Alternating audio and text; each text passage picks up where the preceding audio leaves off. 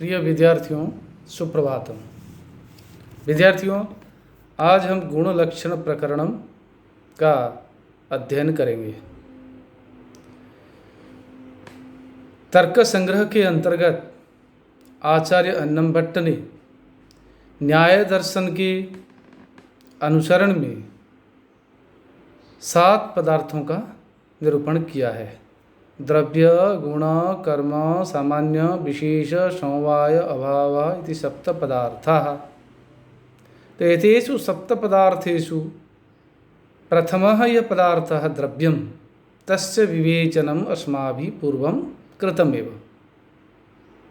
अद्य द्वितीय पदार्थः यद् गुणप्रकरणं वा गुणः, तस्य लक्षणविवेचनम् अस्माभिः क्रियेत। आज हम दूसरे जो पदार्थ है 7 पदार्थों में से गुण है, उसका विवेचन करेंगे। तो गुण लक्षण प्रकरणम, गुण की परिभाषा क्या है और गुण के भेद कितने होते हैं, इसको बताते हुए आचार्य अन्नम भट्ट ने सर्वप्रथम बताया है कि जो रूप है पहला है, वह है पहला गुण है। और क्योंकि 24 गुण होते हैं, चतुर्विंशति गुणाः, रूप रस गंध स्पर्श आदि पहले बता चुके हम, 24 गुण होते हैं। इन 24 गुणों में से पहला जो गुण है वह है रूप। ते रूप का क्या लक्षण है, इसको बताते हुए आचार्य अन्नम भट्ट कहते हैं कि चक्षुर्मात्र ग्राह्यो गुणो रूपम। माने चक्षु मात्र, मात्र शब्द लगाने से ये क्लियर होता है, सिर्फ चक्षु नामक इंद्रिय के द्वारा जिसका ग्रहण किया जाता है, जिस गुण का, वो रूप है। ये रूप रस गंध स्पर्श आदि आदि 24 गुण हैं। इनमें से रूप का, रूप नामक जो गुण है, उसका ग्रहण सिर्फ चक्षु इंद्रिय से होता है।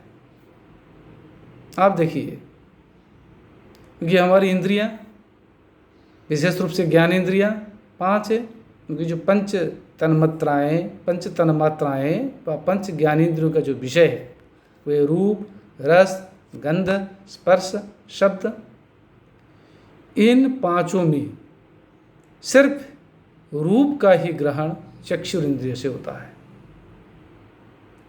ये और जो 4 ज्ञानेंद्रियां हैं, त्वक है, श्रवण इंद्रिय कर्ण है, नासिका है, जीवा है, इन इंद्रियों के द्वारा रूप का ग्रहण नहीं होगा। श्रोत्रेंद्रिय रूप को ग्रहण नहीं कर सकता, बता नहीं सकता ये गोरा है, काला है, पीला है, बड़ा है, छोटा है, नहीं बता सकता श्रोतेंद्रिय। नासिकेंद्रिय, आँख बंद करेंगे तो नासिकेंद्रिय से हम व घ्राणेंद्रिय से हम ग्रहण करना चाहेंगे रूप को, क्या बता सकता है घ्राणेंद्रिय? सूंघ कर क्या कोई बता सकता है कि ये सुंदर है, असुंदर है, गोरा है, काला है, लंबा है, चौड़ा है, मोटा है? नहीं बता सकता। इसी प्रकार जीव जो रसन इंद्रिय, उससे भी नहीं संभव है। तो इंद्रिय से भी ये इसकी रूप की ग्रहण करने की क्षमता नहीं है। रूप के ग्रहण करने की क्षमता सिर्फ चक्षुर इंद्रिय का है। इसलिए ये जो लक्षण है, ये बिल्कुल निर्दुष्ट लक्षण है, शुद्ध लक्षण है। आचार्य अन्नम भट्ट ने जैसे कहा है कि चक्षु मात्र ग्राह्य गुणः रूपम, रूप नामक जो गुण है वो सिर्फ चक्षुर इंद्रिय के द्वारा ग्रहण इसका किया जा सकता है। प्रकारांतर से इसका लक्षण इस प्रकार भी बताया जा सकता है कि चक्षुर मात्र ग्राह्यत्वे सति गुणत्वम रूपत्वम। वे चक्षुर इंद्रिय मात्र के द्वारा ग्रहण किए जाते हुए जो गुण कहलाता है, वो रूप के रूप में परिभाषित होता है। बात सेम है, बस प्रतिपादन करने की, अभिव्यक्त करने की तरीका, करने का जो तरीका है, करने की जो शैली है, प्रतिपादन शैली भिन्न है, बाकी भाव वही है। चाहे आप चक्षुमात्र ग्राह्य गुण रूपम कहो, वह चक्षुमात्र ग्राह्य सती गुणत्वम रूपत्वम कहो, भाव और अर्थ दोनों की अभिव्यक्ति एक ही है। चाहे यूं आप कान को पकड़े, चाहे इधर से आप कान को पकड़े, पकड़ना तो कान है। समझ गए? बस आगे चलें। फिर ये जो रूप है ये कितने प्रकार का है? रूप नामक जो गुण है इसके भेद कितने होते हैं? बोले तच्च रूपम शुक्ल नील पीत रक्त हरित कपिश चित्र भेदात सप्तविधम तदिदम रूपम सप्तविधत्वम अधिगच्छति। शुक्लत्वम नीलत्वम पीतत्वम रक्तत्वम हरितत्वम कपिशत्वम चित्रत्वम च इति सप्तरूपेण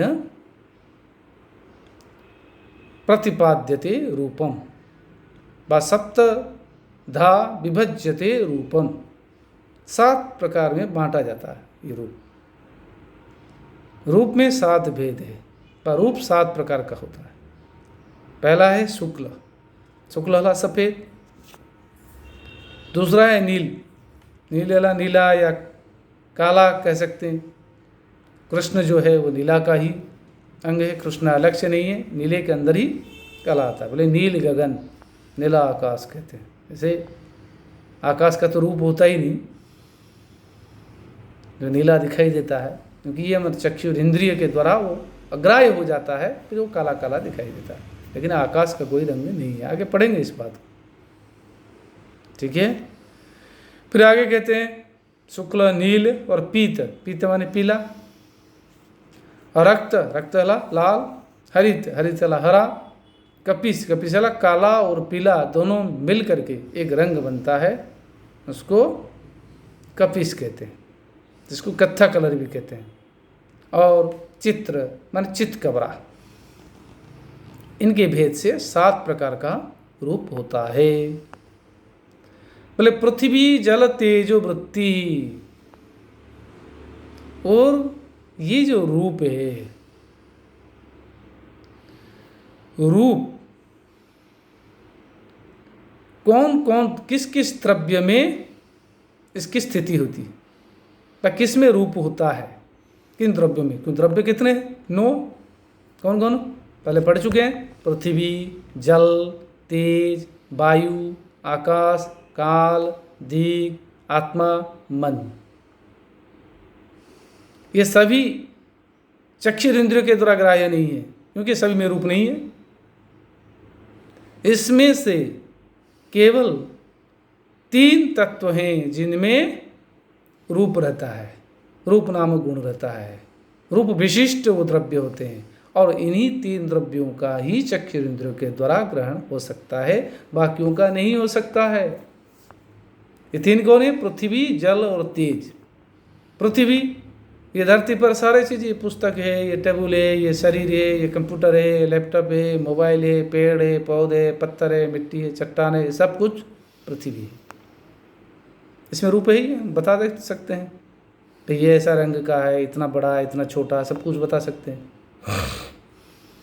और जल, जल में भी है, पानी को देख के हम बता सकते भाई ये समुद्र है, पानी, ये तालाब है, कुआं है, नदी है, गिलास में पानी है, पानी का रूप है। पानी में रंग भी होता है नहीं?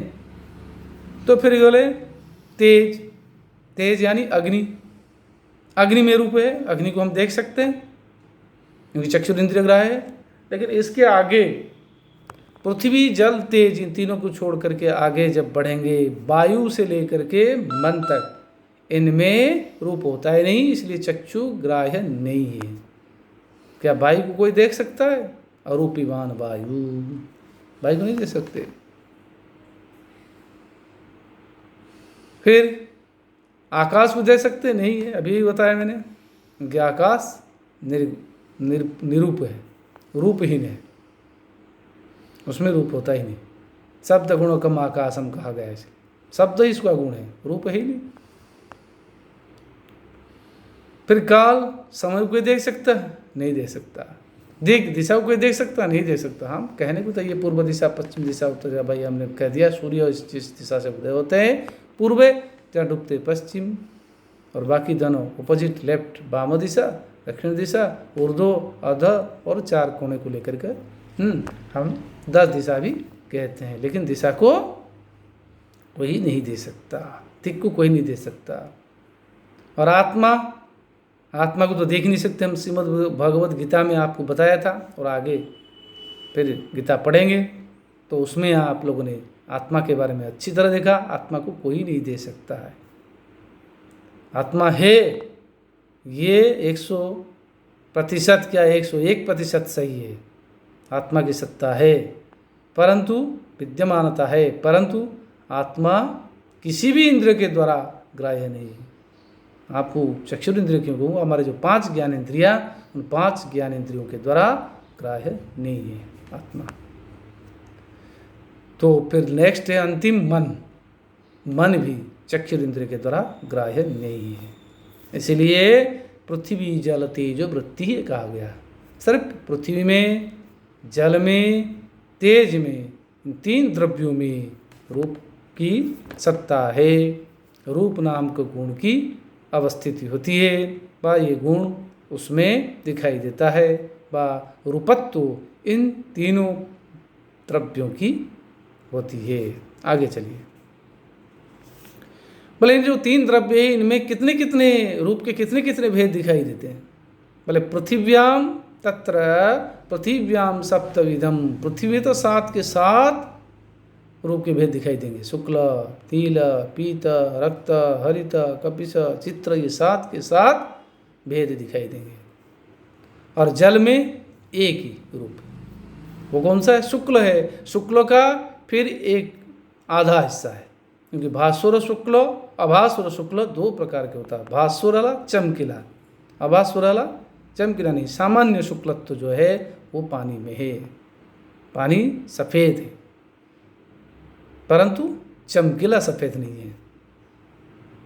बे दूध का रंग भी सफ़ेद है और पानी का रंग भी सफ़ेद है, लेकिन दूध और पानी में अंतर है। क्यों? दूध में थोड़ा चमकीला हो जाता है, क्यों ना, उसमें सफ़ेदी गाढ़ा है। ऐसे दूध भी पानी का पर्याय है, देखा जाए उसको भी चमकीला नहीं कहेंगे। अब देखा जाए थोड़ा सा अंतर है, परंतु चमकीला तो किसमें? भास्वर शुक्लम तेजसी, अग्नि में जो शुक्लत्व है लेकिन वो चमकीला है। इसलिए स्वर्णाभ, अग्नि का जो रंग है स्वर्णाभ होता है, क्योंकि चमकीला होता है। चाहे बिजली हो, चाहे आपकी गैस चूल्हे हो, चाहे आप अग्नि लकड़ियों को संदीपित करके जला रहे हो, तो अग्नि जो है वो भास्वर शुक्लत्व का रूप है उसमें। इसलिए शुक्ल रूप तेज में जो रहता है वो चमकीला तेज रहता है। इस प्रकार चक्षु मात्र ग्राह्य गुण रूपम तच्च सप्तविधम, वो 7 प्रकार का है। और ये 3 द्रव्यों में, 3 द्रव्यों में इसकी अवस्थिति है। और पृथ्वी में 7 के 7 रंग रहते हैं, 7 के 7 भेद रहते हैं। और जल में अभास्वर शुक्लत्व है और अग्नि में भास्वर शुक्लत्व नामक का उसका जो भेद निहित है। अब रूप के बाद पश्चात कौन सा है? रस। रस नामक जो गुण है, दूसरा गुण है, तस्य किम तावत लक्षणम केच तावत भेदा इति जिज्ञासायम तत्र प्रतिपादयिषितम आचार्येण अन्नं भट्टेन यत् तत् इत्थम। जैसा कहा है वो इस प्रकार है। उसका लक्षण क्या है, उसके भेद क्या है? पहला लक्षण है रसनाग्राह्यो गुणः रसः। कहते रसनाग्राह्य, रसनेन्द्रिय के द्वारा ग्रहण करने योग्य जो गुण है वह रस है। रस का ग्रहण रसनेन्द्रिय से होगा, वो चक्षुरेंद्रिय से रस का हम ग्रहण नहीं कर सकते। हम आँख में देख कर हम बता सकते हैं खट्टा है कि मीठा है कि कड़वा है। त्वक भी स्पर्श करके नहीं बता सकता, सूंघ करके घ्राणेंद्रिय से भी नहीं बताया सकता, कान से सुनकर भी नहीं बताया जा सकता कि ये रस कैसा है, इसका ये मीठा है कि खट्टा है कि। ये रसनेंद्रिय यानी जीव से ग्रहण किए जाने वाला जो गुण है उसको रस कहते हैं। उसको प्रकारांतर से हम कह सकते हैं रसनाग्राह्य स्वती गुणत्तम रसवत्तम। रसना नामक इंद्रिय के द्वारा, रसन इंद्रिय के द्वारा, जीवा के द्वारा ग्रहण की, रसन इंद्रिय कहाँ है? जीवा के अग्रभाग में। इसके द्वारा ग्रहण करने योग्य होकर भी जो गुण रूपत्व को धारण करता है वह रस कहलाता है। सच, और वो भी 6 प्रकार का होता है। कैसे? मधुराम्ल लवण कटु कषाय तिक्त भेदात षड्विधा। वो जो रस नामक गुण है वो 6 प्रकार का होता है। मधुर माने मीठा, अम्ल माने खट्टा, और लवण माने नमकीन, कटु माने कड़वा, और कषाय कशैला जिसको चरपरा कहते हैं, और तिक्त हला तीखा। इस प्रकार 6 रस होते हैं, या रस की 6 भेद होते हैं। वेदात षड्विधा 6 प्रकार का होता है। और किन किन द्रव्यों में इनकी अवस्थिति है? भाई ये गुण किस में होता है? ये जो रस नामक गुण है किन द्रव्यों का गुण हो सकता है, व किन द्रव्यों में इसकी अवस्थिति हो सकती है? बता रहे हैं 9 द्रव्यों में, पूरे के पूरे 9 द्रव्यों में नहीं होता है रस की, रस नहीं रह सकता है, रस उसका गुण नहीं हो सकता है। रस की अवस्थिति, रस की वृत्ति नहीं हो सकती है। केवल सिर्फ 2 द्रव्यों में इसकी अवस्थिति है। 2 द्रव्यों का ये गुण कहला सकता है। वो कौन है? पृथ्वी जल वृत्ति। पृथ्वी एवं जल ये दोनों द्रव्यों में रस की सत्ता है। अर्थात रसनेंद्रिय के द्वारा हम पृथ्वी और जल का क्या ग्रहण कर सकते हैं, बाकी से नहीं कर सकते। रसनेंद्रिय के द्वारा पृथ्वी जल को ग्रहण कर सकते। तेज को आप जीव में टेस्ट कर सकते हैं? नहीं। वायु को ग्रहण करके बता सकते हैं? नहीं। आकाश को कर सकते हैं? नहीं। काल को जीवा से ग्रहण किया जा सकता? नहीं। दिशा नहीं, आत्मा नहीं, मन नहीं। पृथ्वी और जल। पृथ्वी, कोई भी फल ले रहे हो, कुछ भी भोजन कर रहे हो, ये सब पृथ्वी है। इवन अपना शरीर भी, उसको भी आप, शरीर भी पृथ्वी है, उसको जीव से हम उसको ग्रहण करना चाहेंगे, उसको अवलेह करेंगे, हमें जरूर उसका रस पता लगेगा। कोई भी पृथ्वी तत्व है, चाहे पत्ता हो, चाहे फूल हो, चाहे फल हो, चाहे अन्न हो, चाहे सस्य हो, ये सारे के सारे पृथ्वी के तत्व तो हैं। और जल में भी रस, जल में तो है ही है। पानी पिएंगे तो उसका तो टेस्ट ही आएगा। कैसा होता पानी? मीठा। पानी मीठा होता है। आपको ये पानी कैसे मीठा होता? पानी तो मीठा नहीं लगता। चीनी डालने पर मीठा होता या गुड़ डालने पर मीठा होता? नहीं, पानी मीठा होता। इसका प्रमाण करने के लिए अब आंवले खा लीजिए, फिर खाने के पश्चात पानी पिए, देखिए आपको कैसा लग रहा है। फिर आप बताएंगे पानी मीठा होता कि खट्टा होता कि सामान्य होता है। बोले तत्र पृथ्व्याम षड्विधा।